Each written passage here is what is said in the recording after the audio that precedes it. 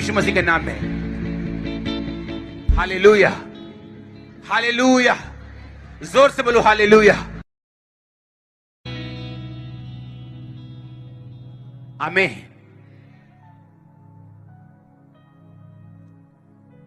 ये एक ऐसा गुण है, ये एक ऐसी ब्लेसिंग है। अगर एक औरत समझ गई, एक बंदा समझ गया, एक बॉस समझ गया, एक वर्कर समझ गया, वो अपनी लाइफ में कहीं भी किधर तक लेवल पर भी वो ब्लेस हो सकता है। आपको ये मालूम होना चाहिए। आमीन।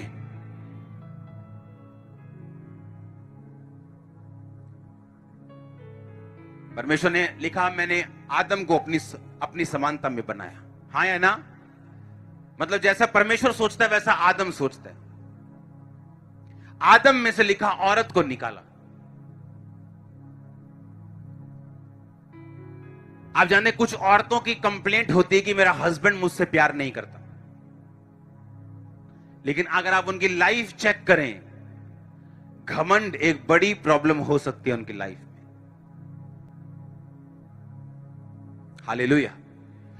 अगर आप हमारी किसी की भी मैरिड लाइफ को ब्लेस देखते हैं तो उसका रीजन है, ये ऐसे ही नहीं है। वर्ड पे चलना, अपनी जगह को समझना, ये उसका कारण है। जब एक आदमी औरत के जरिए बेइज्जत होता है, चाहे वो उसका पति हो और चाहे वो मुड़ के जवाब ना दे किसी कारण से, पर वो उसको अपने दिल में रखता है, फिर वही औरत सुंदर सूट डाल के भी उसके सामने आती है और उसको सुंदर नहीं लगती। हाय तू ही तो मेरे सूट की तारीफ ही नहीं करते, हाय मैं इतने बढ़िया सूट पहनने, वो अच्छे नहीं लगेंगे उसको। और वही वाइफ जब इज्जत वाली करने वाली होगी, हाँ, वो बर्तन भी मांज रही होगी, आपको अच्छी लगती रहेगी। पता है क्यों? आदमी जब प्यार को बयान करता है, वो इज्जत के साथ करता है।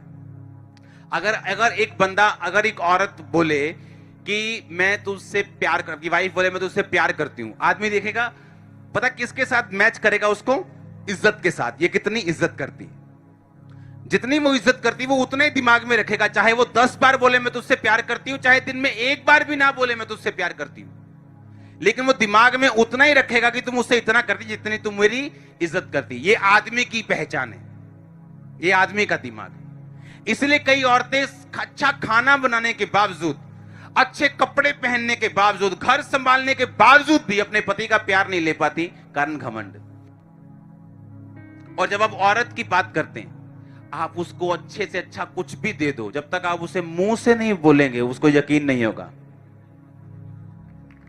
आप उसको टैंक ले दो आर्मी के बड़े बड़े कि तेरे लिए मैंने क्या लेके आया हूं, पर वो हमेशा आपको ऐसे ही देखेगी कि मुंह से बोला कि नहीं बोला। औरत आपको लेती है आपके मुंह के शब्दों से, आदमी लेता है आपकी की गई इज्जत से। और जब आदमी को और औरत को यह बात समझ आती है, घर स्वर्ग हो जाता है अपने आप। हालेलुया। क्योंकि परमेश्वर ने आदम को बनाया, हाँ या ना? अब आदम की एक दिक्कत है, या तो वो किसी की सेवा कर सकता है या करवा सकता है। जब कोई बीच में आता है कि हम और दोनों एक ही हैं, उससे वो लड़ता है।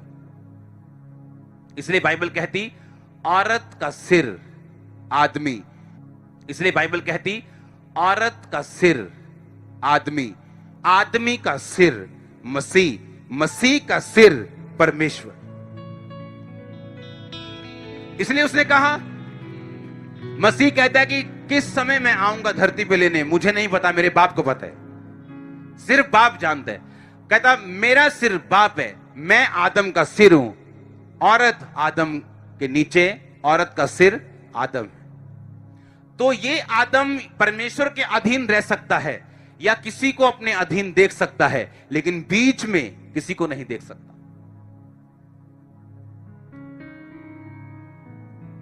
सबसे ज्यादा डाइवोर्स अमेरिका, कनाडा, यूरोप में होते हैं। पता है क्यों?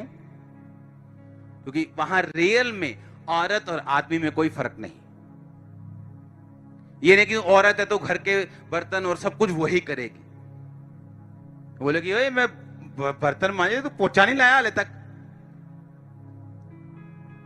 क्योंकि जैसे ही आप बराबरी करेंगे कटिंग होगी, और इसलिए वहां सबसे ज्यादा डाइवोर्स है। आप मेरी बात समझ रहे कि नहीं? और ये मैंने थोड़ी बनाया, ये किसने बनाया सिस्टम?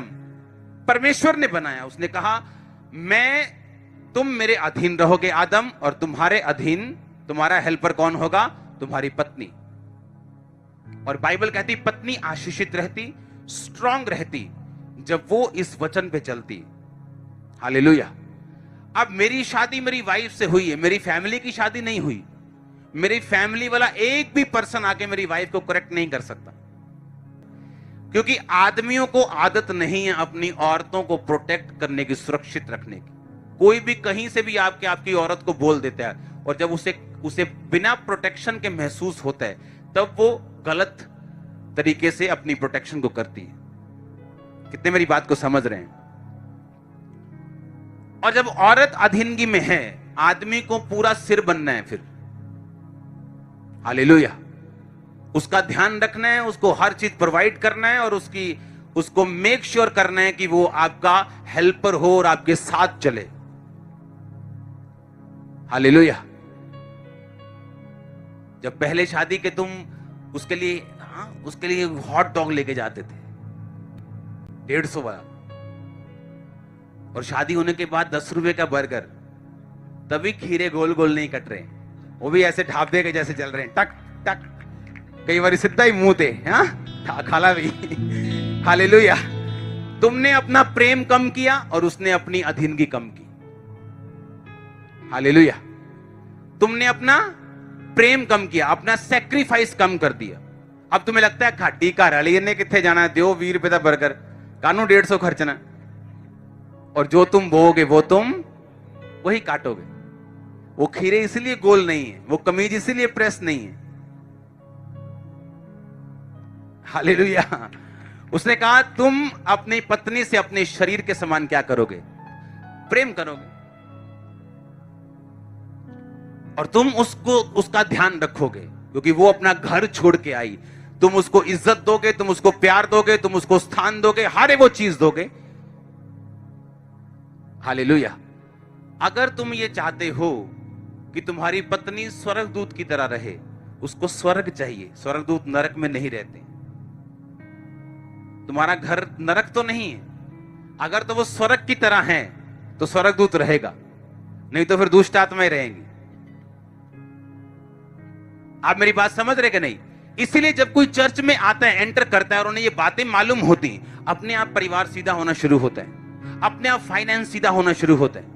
क्यों? क्योंकि हमें मालूम होता है कि हमारा फाइनेंस ब्लेस नहीं होगा। आज है, अगर हम टाइट नहीं बोते, हम पैसा नहीं बोते, अगर आज ब्रांचेस ओपन हो रही हैं, लाखों रुपए का खर्चा एवरी वीक, लाखों में, और वो क्यों हो रहा है? कि ब्रांचेस ओपन हो। ब्रांचेस क्यों ओपन हो रही? कि हर जगह ब्रांच हो, वहां के लोग आए, वहां के लोग बपतिस्मा ले, वहां के लोग बचाए जाएं। और जब हम बो रहे हैं, हम सपोर्ट कर रहे हैं, तो ब्लेस कौन होगा? हम ही लोग होंगे, और कौन होगा?